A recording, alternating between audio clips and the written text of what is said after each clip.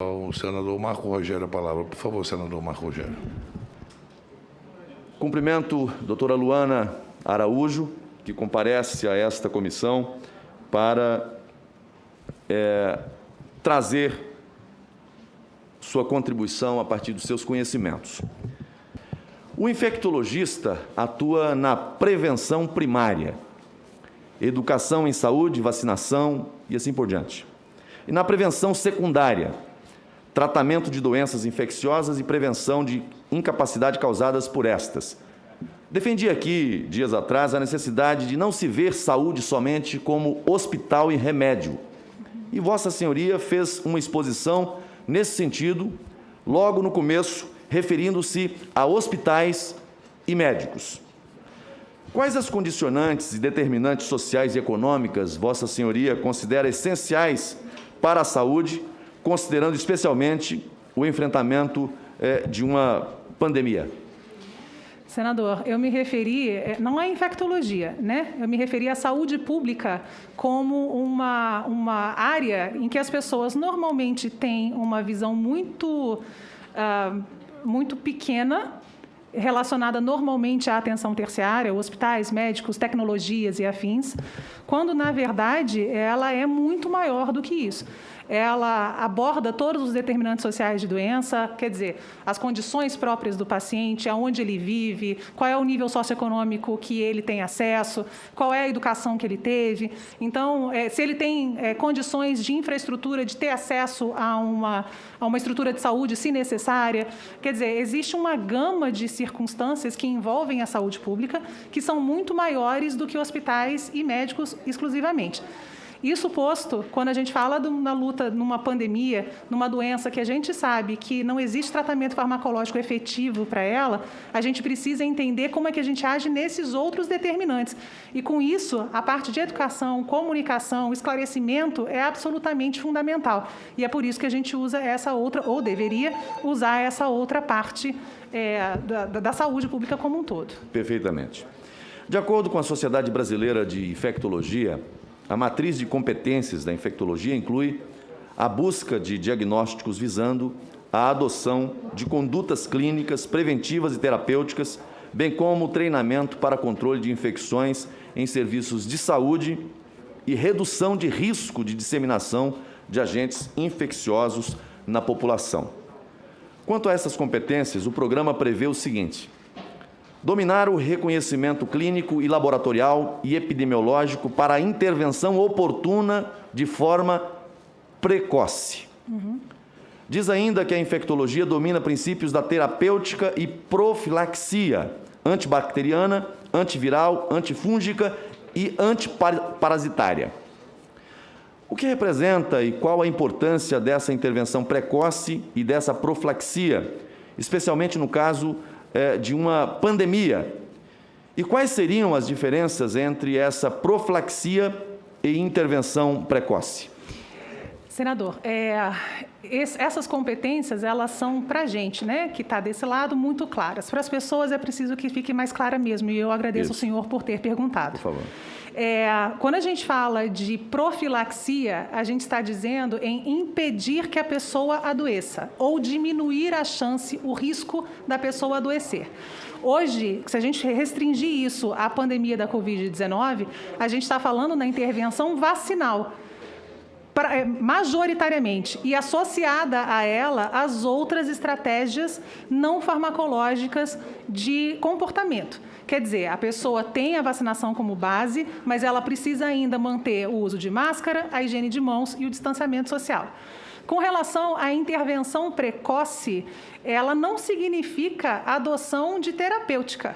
Não necessariamente.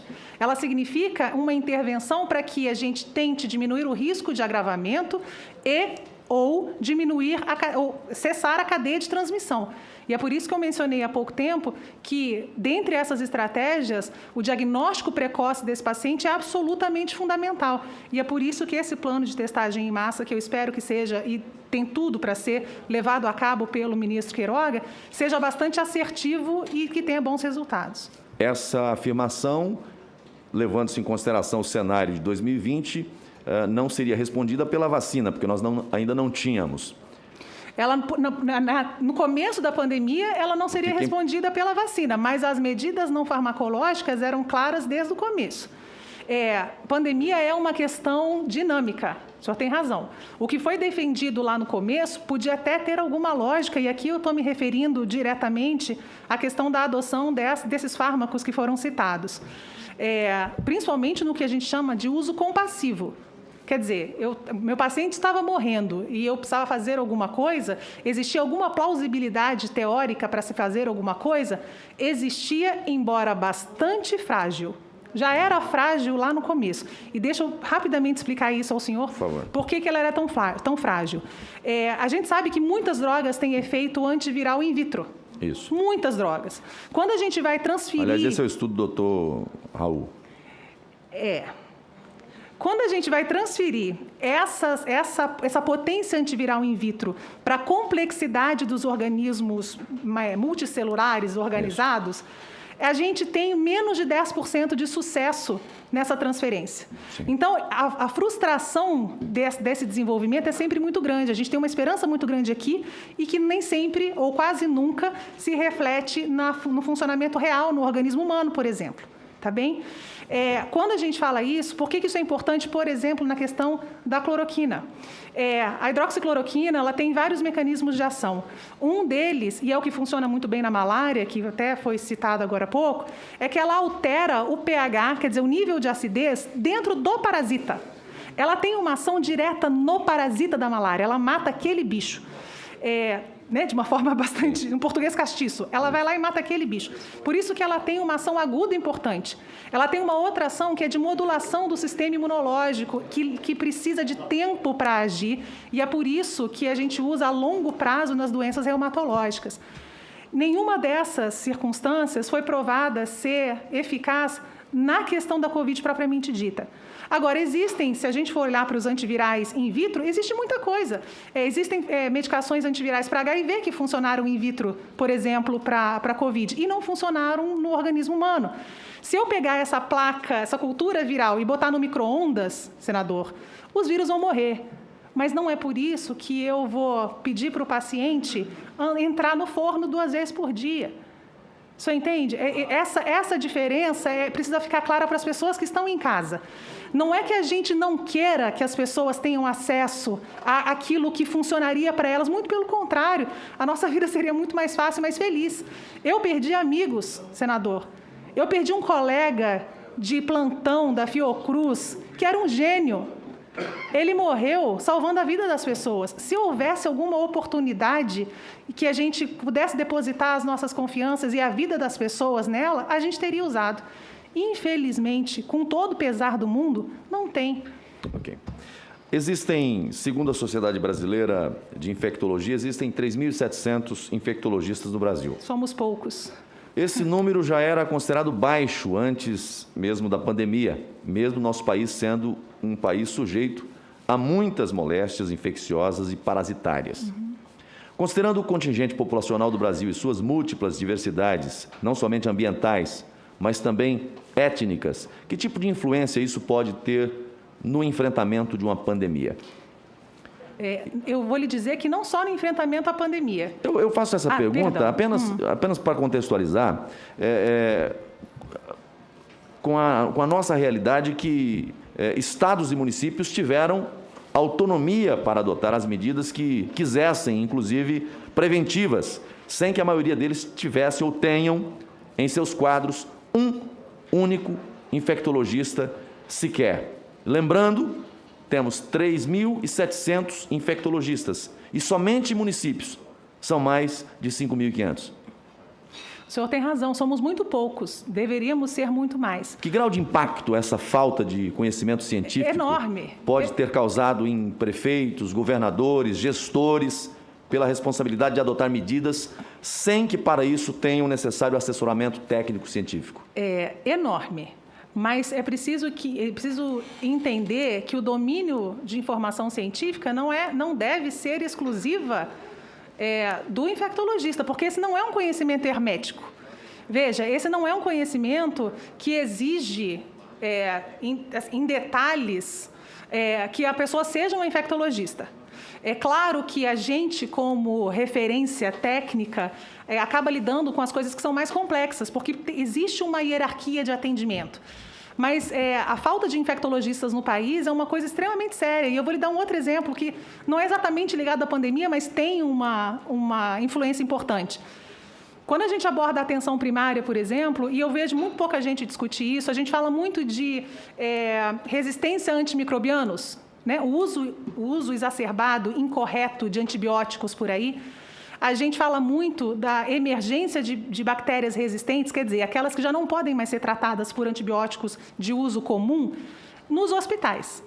Mas os hospitais normalmente têm uma assessoria importante de infectologia, então é possível lidar com isso da melhor forma possível, dentro do contexto.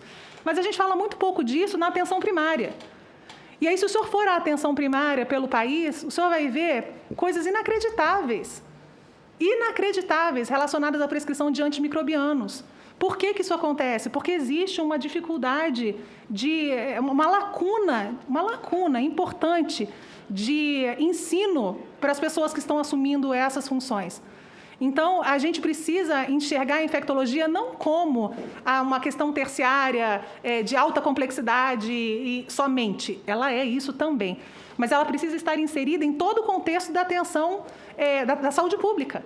Porque se a gente faz isso, se a gente começa a fomentar uma educação melhor em infectologia na atenção primária, a gente evita esse tipo de dificuldade que o senhor está mencionando para todo o sistema. A gente alivia o peso sobre os hospitais. Então, na pandemia, é isso que precisava ser feito, que precisa ser feito. É preciso mudar esse eixo de resposta para que o sistema como um todo tenha alívio e a gente possa lidar com tudo que está acontecendo. Todos sabemos que a infectologia lida não apenas com a prevenção, mas também com o tratamento. Considerando vossa clara experiência e profundo conhecimento em termos de infectologia, diante da realidade da pandemia, há mais de um ano, com milhões de infectados e muitos indo a estado grave e até a morte, que tipo de tratamento a senhora já identificou como ideal para esse paciente, em termos de medicamentos? Veja, senador, não sou eu que identifico como ideal. São as evidências científicas acumuladas pelo mundo inteiro que, pela primeira vez na nossa experiência, está trabalhando contra o mesmo inimigo ao mesmo tempo. Tá certo? Então, o que a gente tem de evidências científicas que são claras nesse sentido? A gente sabe que o uso de corticoide num momento específico para o paciente, veja bem, que é nesse momento quando ele precisa de hospitalização e uso de oxigênio suplementar, nesse momento o corticoide ele é importante. Ele muda a história da doença, ele diminui o risco de mortalidade. O suporte que a gente consegue dar ao paciente grave, ele também mudou a história de mortalidade. Lá no começo da pandemia, a gente via as pessoas que iam para o CTI e morriam com a maior facilidade.